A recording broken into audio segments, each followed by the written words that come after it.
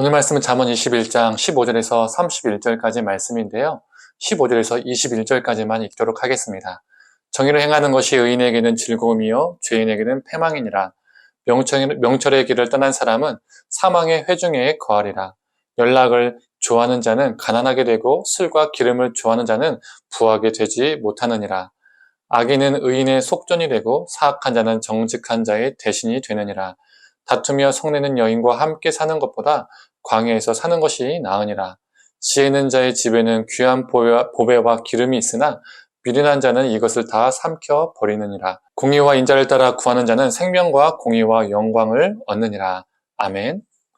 오늘 아침 묵상을 통해서 하나님의 지혜와 은혜가 있기를 간절히 소망합니다. 성도님들, 잘 산다는 것은 무엇일까요? 세상의 기준에서는 좋은 직업을 갖고 돈에 부족함이 없어서 갖고 싶은 거 다 가질 수 있고 집도 있고 차도 있고 등등등등등 이런 게 잘 사는 것이죠. 그런데 세상 기준 말고 하나님 앞에서 잘 산다는 것은 무엇일까요? 오늘 본문은 어떤 삶이 잘 사는 삶인지 말해주고 있습니다. 첫째, 정의를 행하며 사는 삶이 잘 사는 삶입니다. 잠언은 지혜를 말해주는 성경이잖아요. 그런데 잠언을 보면 공의, 정의라는 단어가 정말 많이 등장합니다. 강조하는 것이죠. 지혜와 정의는 별개의 덕목 같지만 하나님 안에서는요, 별개가 아닙니다. 세상에서는 지혜와 정의가요, 별개일 수 있습니다. 상관없는 단어일 수 있다는 거죠. 심지어 반대되는 개념이 될 수도 있습니다. 법망을 피하고 사람을 이렇게 저렇게 속여 이득을 취하는 것을 세상은 지혜롭다라고 말하기도 합니다. 근데 그 지혜와 정의는요, 상충이 되죠. 같은 개념이 아닙니다. 반대되는 개념으로 세상에서는 쓰일 수 있습니다. 또 정의롭고 공의롭게 사는 사람들을 앞뒤가 꽉 막힌 답답한 사람으로 치부하잖아요. 지혜롭지 못하다라고 보고 있거든요. 야, 이렇게 지혜롭지 못해. 아, 바보 같아. 이렇게 생각한다는 거예요. 그래서 세상의 기준에서는 공의와 지혜는요, 반대 개념이 될 수 있습니다. 그러나 하나님 안에서는 정의와 지혜는요, 함께 갑니다. 왜 그렇죠? 우리 하나님은 정의 하나님, 공의의 하나님이시기 때문입니다. 그래서 이 정의 하나님께서 우리에게 지혜를 주시는 것이죠. 그래서 정의와 지혜는요, 따로 뗄 수 없습니다. 함께 갑니다. 정의롭게 사는 것이 지혜롭게 사는 것입니다. 이러한 삶을 하나님께서 기뻐 받으시고 잘 사는 삶이라고 인정해 주시죠. 성도님들, 어제 나누었던 21장 3절 말씀을 다시 한번 읽어보겠습니다. 공의와 정의를 행하는 것은 제사 드리는 것보다 여호와께서 기쁘게 여기시느니라. 우리 하나님은 수많은 예배보다, 수많은 종교 의식보다 우리가 정의를 행하고 공의를 행하며 사는 것을 더 기뻐하십니다. 오늘 하루도 정의와 공의를 따라서 살아가는 저와 성도님 되기를 간절히 소망합니다. 두 번째로, 절제하며 나누는 삶이 잘 사는 삶입니다. 최근에 정총조라는 사람이 사회적 이슈가 되었죠. 그의 삶을 보면요, 거의 사기로 얼룩진 인생입니다. 경호원을 부리고 고급 아파트에서 살고 수입 외제차를 선물하고 등등등등, 이 사람을 속이면서 화로운 삶을 즐기고 과시하며 살았던 사람이었습니다. 그는 자족하며 절제하는 삶이 없었어요. 그걸 몰랐어요. 계속 부풀리고 부풀려서 수많은 사람들을 속이는 사기꾼이 되었습니다.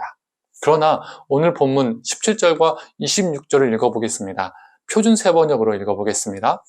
향락을 좋아하는 사람은 가난하게 되고 술과 기름을 좋아하는 사람도 부자가 되지 못한다. 악인은 온종일 탐하기만 하지만 의인은 아끼지 않고 나누어 준다. 우리는 우리에게 주어진 것들을 향락에 쓰지 않는 사람, 낭비하지 않는 사람이 되어야 합니다. 즉 우리는 절제하는 삶을 살아야 합니다. 그런데 절제해서 헛된 것에 쓰지는 않지만 계속 나를 위해서 쌓아두는 삶은요, 그것도 잘 사는 삶이 아닙니다. 결국 이런 삶도요, 방식만 다를 뿐이지 탐하며 살아가는 삶인 거예요. 속이며 살아가느냐, 아니면 나를 위해서만 쌓아두느냐, 결국에는요, 탐하는 삶이라는 겁니다. 탐욕에 갇힌 삶이라는 것이죠. 내게 허락된 것들을 헛되이 쓰지 않고 절제하되 그것들을 나누는 삶이 하나님께서 우리에게 원하시는 삶, 이것이 진정으로 잘 사는 삶입니다. 오늘 하루도 절제하며 살되 나누는 삶을 살아가는 우리가 되기를 원합니다. 마지막으로 우리 여호와 하나님을 늘 인정하며 살아가는 삶이 잘 사는 삶입니다. 표준 세번역으로 30절과 31절을 읽어보겠습니다. 그 어떠한 지혜도 명철도 계략도 주님을 대항하지 못한다. 전쟁을 대비하여 군마를 준비해도 승리는 오직 주님께 달려있다. 인간의 어떠한 지혜나 명철로도 하나님을 이길 수 없다는 거예요. 전쟁을 위해서 이것저것 다 준비해도 하나님이 계시지 않으면 승리할 수 없다는 겁니다.